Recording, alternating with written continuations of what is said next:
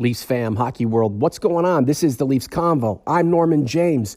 Are the Leafs staring at Panarin? Believe it or not, there is speculation the Buds are interested in adding yet another point-producing forward. Don't they have enough already? Mike Augello is standing by in beautiful Cheektowaga, New York.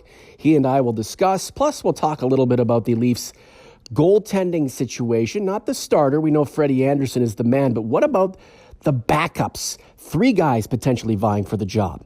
I'm ready to go. Mike's ready to go. I know you're ready to go. Let's pod. The Leafs Convo starts now.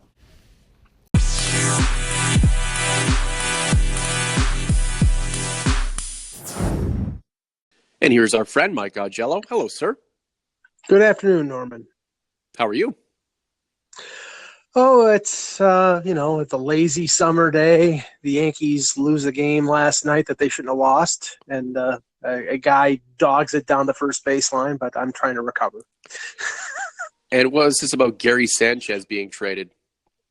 No, Possibly. that was a fake Ken Rosenthal account. I saw that just like you did, but it's not true. You know Twitter. It's all about that fake news. So's the presidency, apparently. Ooh, careful now. Careful.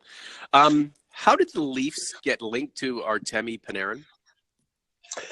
Well, it was a report from Elliot Friedman of Sportsnet. He does an appearance occasionally on NHL Network, and the Panarin situation is interesting in the fact that he has let the Blue Jackets know that he will not be re-signing with them.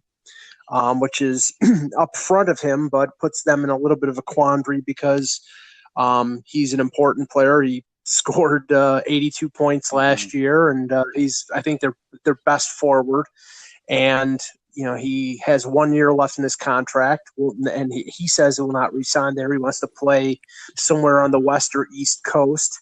So he's either in one of two positions. One, he gets traded someplace where he will resign, or 2, he could get traded to some place that would be interested in renting him for a year, and that's where the Leafs come in. Friedman said, he hasn't heard this, but based on where the Leafs are in terms of, they have that 1 year window with a lot of cap space, that they would be a team that would be interested in loading up for a year and adding a guy like a Panarin if he's available. It's interesting. The Leafs need defensive support. Yet we're still talking about more forwards. I mean, how many great forwards can you have as part of the unit? And how do all of these guys get their puck time? Even with John Tavares in the mix now, you're going to have many offensively gifted players looking to get their piece of the puck and get their points. Imagine Artemi Panarin joins the fold. Somebody will get bumped back down to the Marlies, who would probably want to really take a solid run at an NHL roster spot this season coming. And now you've got another point machine who's looking to get his.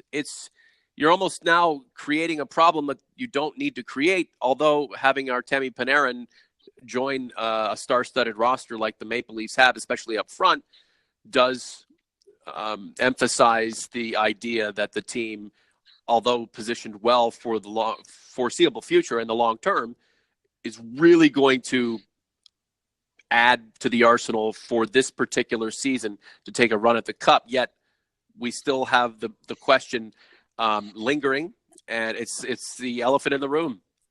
What are the Leafs going to do to augment and improve their blue line?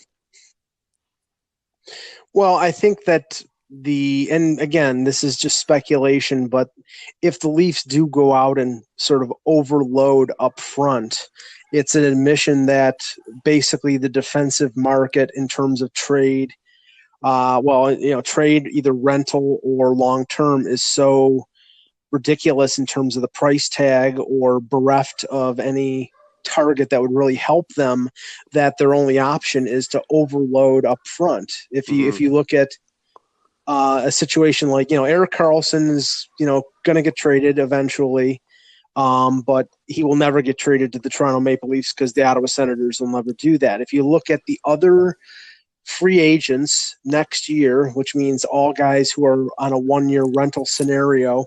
It's Jay Bouwmeester, it's Anton Strawman, it's Ryan Ellis, all players who are playing for competitive teams, Nashville, St. Louis. So they're not going to trade those players. So right now, the only option is to potentially is either to hold on to that cap space until the deadline and hope to add as a rental. But in that case, the prices usually are higher. But if you add a rental now with a year left, you may pay a little less and you get the benefit of that player for the entire season. This is the Leafs Convo. Norman James along with Mike Jello. Aren't the Maple Leafs linked to just about any player who people are speculating to be moved, right? They are the Maple Leafs after all. Yeah, I mean, it's that is the price that you pay for being in the center of the hockey universe, is that your name gets floated with everybody. But I mean, if you look at it objectively, I mean, I have no idea what the price tag would be going back to Columbus if they were in on Panarin. But the Leafs are at 47 contracts right now without Nylander being signed. So that means 48, which means they're up against the 50 pro contract limit again. And they just clearly have too many players in their organization right now, and they have players coming down the pike in a couple of years. So it's an embarrassment of riches in a sense, where you could afford a 2 or 3 for 1 deal, which probably would be what it would take to get a Panarin or other players. I wrote a column for Sporting News that'll probably be up to today or tomorrow, where I listed 4 or 5 different players, and similar situations to Panarin, 1 year left in a deal, and guys like Wayne Simmons and Jeff Skinner and Ellis and Carlson. Even though I think there's no chance that Ellis or Carlson will be traded, I mean, you never know closer to the deadline if those teams will reevaluate their situations. But there are other opportunities to add players. Well, Brian Ellis, one of my favorite junior hockey players ever, is doing well in the NHL, but he's in a redundant quality with the. If he were to join the Maple Leafs at some point, whether through trade or one day through free agency, he'd be a redundant asset. And although, again, nice to have, but the Leafs are in need of a particular type of defenseman that they don't have or they do have. And those particular players of that caliber are getting up there in age. So it's interesting. You can have all kinds of stuff. You can have lots of money, lots of great talent front, in goal, but you can't just create or make something appear that really isn't out there, no matter how much money, how many resources you have, Mike. Yeah, I mean, in the Ellis situation, as I wrote about, I mean, it's a particularly strange one. The circumstances may be set up for him leaving Nashville at the end of this year, because he's been locked up for 5 years on a very reasonable contract, $2.5 million. And he's a 40 to 45 point defenseman. He's only 27 years old, but Roman Josi is a UFA after next year. They have Pekka Rinne to sign, so they may be allocated, and they already have Ekholm and Subban locked up, so they may have to allocate their money elsewhere. And he's going to expect a payday, like Tavares expected a payday after being on a reasonable deal with the Islanders. They expect to be paid and paid well, and he probably will not be able to be able to have that in Nashville, which may force Nashville to trade him before they lose him for nothing in free agency. Real quick, before we get into the backup goalie battle that is looming, on Panarin, he would look great on the roster. I'm certain he would help if he stays healthy and all these guys are healthy and they're all playing at peak. The Leafs are just going to be almost invincible offensively. Yet, what are you willing to part with to get his services for what would likely be just a single season? Despite having an embarrassment of riches, lots of young players, lots of prospects, do you really want to start dealing them out like, you're drunk and throwing poker chips on the table at the casino recklessly, just to bring somebody in for one season, a player who you could say is adding to the surplus of players of that ilk already, Mike. I mean, even if you do have an embarrassment of riches from a prospect point of view, you still want to be cognizant of what you have and how you use them. Any deal made for Panarin is going to be costly. It's going to likely include their first round pick. It probably would include a young forward, a Janssen, a Kapanen, or a Connor Brown, and maybe a prospect. But this is, we're talking about them loading up and going for it this year with that window of the cap space that they have, and Tavares in his first year, and before Matthews and Marner sign their big contracts. So it's an opportunity, but it probably would cost them some players that have been talked about for years as being potential future Leafs, but it'll be a now scenario for the team. Either way, I'm interested in what Kyle Dubas decides to do next. If they were to acquire someone of Artemi Panarin's caliber and add him to a glut of incredible forwards at this point, heck, I'll enjoy the ride. If not, and they decide to save their assets, contributors like Connor Brown, important first-round picks, I'm okay with that too. Let's talk about what really matters, the backup goaltending situation for the Maple Leafs. How controversial is this going to become, Mike? Well, it's funny because, you think backup goaltender doesn't mean that much, but to Mike Babcock, it means an awful lot. I mean, you remember a couple years ago, Jonas Enroth was brought in as the backup. He played a grand total of 4 games, and Babcock had no confidence in him, and he went between him and Antoine Bibeau and overplayed Anderson until they got Curtis McElhinney off of waivers from Columbus, and then he played great down the stretch. And then this year, he had an over .930 save percentage, a goals against in the low 2s, and won, I think it was 11 games. So, he was a difference maker when Anderson didn't play. And Anderson played 66 games, but when McElhinney was in there was no drop-off in the performance. And you've got a situation right now where, McElhinney's 35, but he's got another year in his contract, and I think he has the confidence of Babcock, and that's an important thing.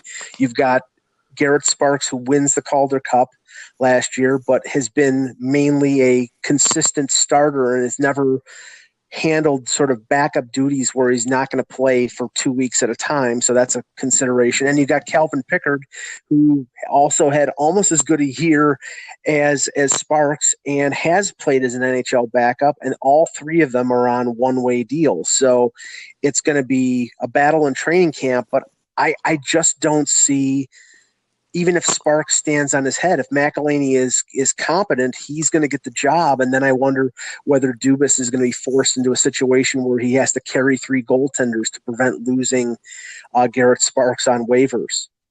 If Sparks is one of your goaltenders of the future and you want to implement a process in which he gets into games, he's backing up in situations where Freddie Anderson has an off night. He's going to be the guy if Anderson gets hurt, then great.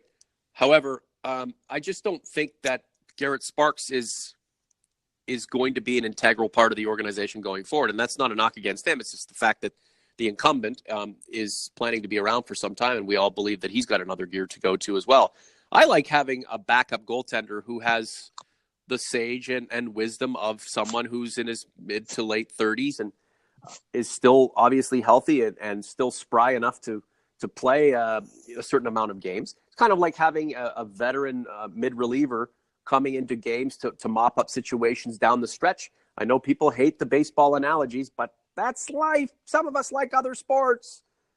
I just like to have the veteran presence there, Mike. It's like wanting to have that veteran defenseman, that blue chip stalwart defenseman.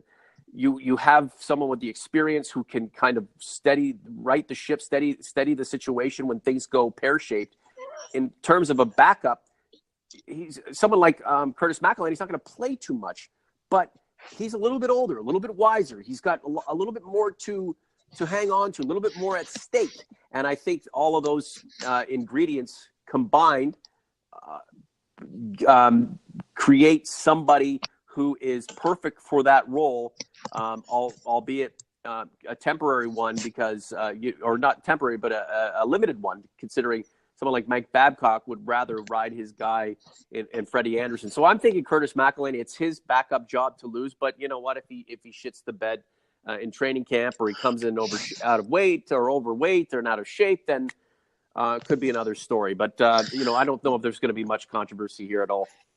Well, I mean, I think the controversy is what they do with Sparks. I mean, I personally thought that he would be included in some sort of trade this summer to get a defenseman. That hasn't come to fruition as of yet. What the problem is that, as I said, Sparks is under contract for one more year at, I think, $675,000, and coming off the winning basically the AHL version of the Vezina and Jennings and winning the Calder Cup. If there's a team out there that needs a goalie, needs a backup, and he's put on waivers, he's probably, and I'd say most likely, going to get claimed. Whereas, I mean, is this another Josh Levo scenario where, they keep Sparks on the 23-man roster to prevent him from getting claimed, but he's going to be like another JF Berube who just sits there all year? And I think that doesn't do anything for Sparks, and that doesn't do anything for the Leafs. So I think they really have to remedy the situation. And, maybe McElhinney clears waivers, but I don't think Babcock is going to go through a situation where they're going to call up McElhinney every time they need to give Anderson a rest and, keep Sparks on the 23-man roster. I think this has to get settled, and I think the eventual backup goaltender of this team next year after McElhinney's contract runs out is not Garret Sparks, it's Calvin Pickard. All right, Mike, thanks a lot. Thanks, Norman.